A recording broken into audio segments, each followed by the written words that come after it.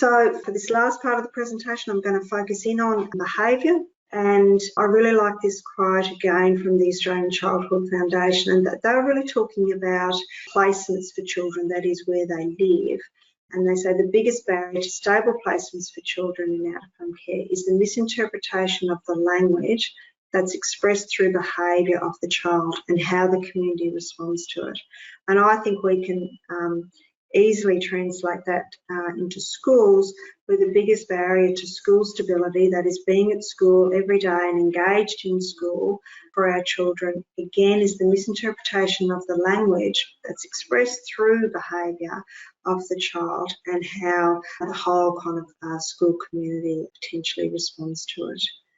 So the way that we talk about this is that all behaviour is communication, because trauma is expressed through behaviour, not language. And it's quite different, a pain-based behaviour is quite different to a bad or poor behaviour that a child is choosing to do. And what you're seeing is that physiological response to stress. We talked about that before, those sensitive stress responses, and not a choice to behave in a certain way.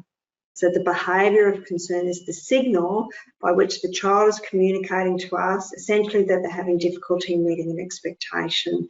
That's how Ross Green talks about it. So let's look at the behaviour as the signal to something much more significant and focus not so much on the behaviour but what's sitting underneath it.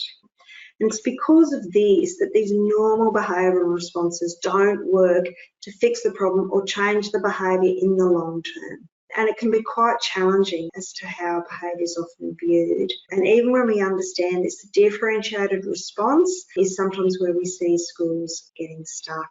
And if we think about consequences like, time out or withdrawal on your own, or missing out on a reward event, or suspensions or part-time enrolments, I guess what messages are being reinforced for the child who has experienced trauma when we think about those internal maps of themselves that they have that are really around, that they're not good at things, that they're unlovable, really, that when we use consequences like this, then sometimes they're the messages that are getting reinforced for our children.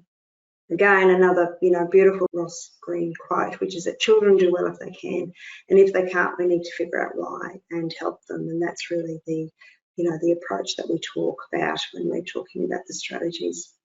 This is a very busy slide, but I just wanted to show it to you. It's this lovely piece of work by the University of Sydney and the Australian Childhood Foundation that really talks about how words matter and how we need to use trauma-sensitive language with children. If you can see the little girl in the middle, and there's this whole kind of list of labels around her: defiant and ignorant, disruptive, risk-taking, aggressive and oppositional, manipulative, disrespectful and rude. And there's about 5 more handouts like this, and I have provided you the link because people really like these. We've been using these handouts in school meetings, and when we hear a label, we circle it and we come back to it and we have a conversation around that label.